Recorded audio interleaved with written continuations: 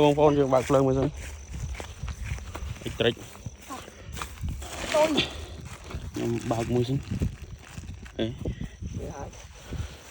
đòn ai với đòn thu đó thế sơ rất ấy đã thu thế rồi lư màu má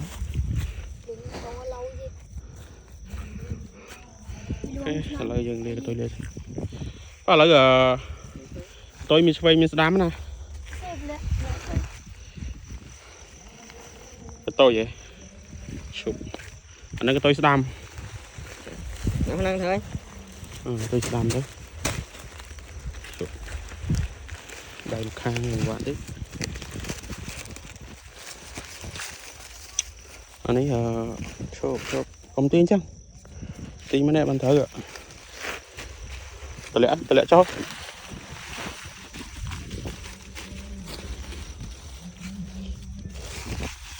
ô khó giang nó mới lượt bây giờ cho nó bây giờ